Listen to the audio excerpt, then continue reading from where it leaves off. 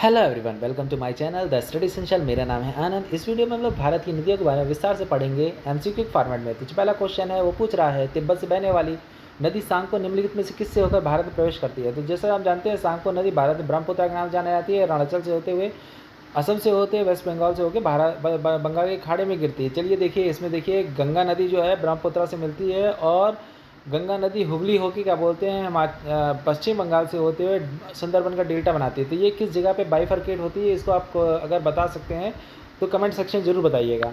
अगला प्रश्न है, निम्नलिखित में से कौन सी नदी नामचा बारवा में यू टर्न लेती है और भारत प्रवेश होती है। तो इस प्रश्न का उत्तर ब्रह्मपुत्र नामचा बारवा से होकर आती है। आपको मालूम होना चाहिए अरुणाचल प्रदेश में नामचा बारवा है ना। अगला प्रश्न है, तिब्बत की मानसरोवर झील के पास किस नदी का उद्गम स्रोत है। तो इसमें सिंधु, सतलुज, ब्रह्मपुत्र ये तीनों हैं जो मानसरोवर झील के पास होती है। राकस झील करके एक जगह है, वहाँ से ये सब ओरिजिनेट होती हैं। अगला प्रश्न है, माजुली विश्व के सबसे बड़ा आबाद नदी द्वीप है जिसका निर्माण किसके द्वारा होता है। ब्रह्मपुत्र के द्वारा। कल की वीडियो में मैंने बताया था, यहाँ इकोसिस्टम खराब हो रहा है। अगला प्रश्न है, निम्नलिखित में कौन सी नदी दक्षिण से उत्तर की ओर बहती है। तो इसमें है बेतवा। बेतवा जो है दक्षिण से उत्तर की ओर बहते हुए आती है और क्या बोलते हैं जमुना में मिलती है, और आगे जाके ये गंगा जी में मिलती है। अगला प्रश्न पूछ रहा है कि किस नदी को बिहार का शोक कहा जाता है। तो इस प्रश्न का उत्तर कोसी। कोसी नेपाल से होकर बिहार में प्रवेश करती है। तो जब नेपाल में बाढ़ आती है, मतलब नेपाल में पानी आता है वहाँ छोड़ता है, तो बिहार बहुत बहुत भयंकर बाढ़ आती है जिसकी वजह से बहुत तबाही होती है।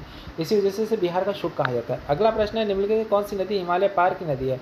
तो सिंपल है, जो नदी हिमालय के पार से आती है, जैसे कि सतलुज हिमालय के पार से आती है, उस तरह से आती है, मतलब पीछे से आती है। ठीक है। अगला प्रश्न है, निम्नलिखित नदियों में से कौन सी एक विनाशक नदी कहलाती है। तो इस प्रश्न का उत्तर है कोसी। अभी जैसा कि मैंने पिछले क्वेश्चन में भी बताया, निम्नलिखित में से कौन सी नदी को बंगाल का शोक कहते हैं। इसे दामोदर नदी है। देखिए बंगाल का शोक क्यों कहते हैं। प्रमुख कोयला और अभ्रक क्षेत्र इस नदी की घाटी में स्थित है। इस नदी बांध बनाकर जल विद्युत उत्पन्न की जाती है। कुंवर और बराकर इसकी सहायक नदियाँ। कुनर और बराकर ये याद रखिए। वे दो नदियाँ कौन सी है जो अमरकंटक पहाड़ से निकलती हैं लेकिन अलग अलग दिशाओं में बहती हैं। तो इस प्रश्न का उत्तर चंबल और सोन, नर्मदा और सोन। क्या ही होता है। इस प्रश्न का उत्तर है नर्मदा और सोन। ठीक है।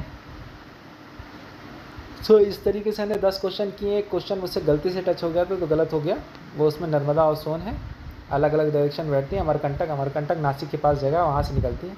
ठीक है। तो इस तरीके से हमने 10 क्वेश्चन सही किए, और इसमें आपको भारत की नदियों के बारे में कुछ नॉलेज मिली होगी। जो क्वेश्चन नहीं समझ आया उसके बारे में कमेंट सेक्शन में कमेंट करिए। अगर वीडियो आपको अच्छी लगी तो लाइक करें, शेयर करें और सब्सक्राइब करना बिल्कुल ना भूलें। Thank you, good night, bye bye.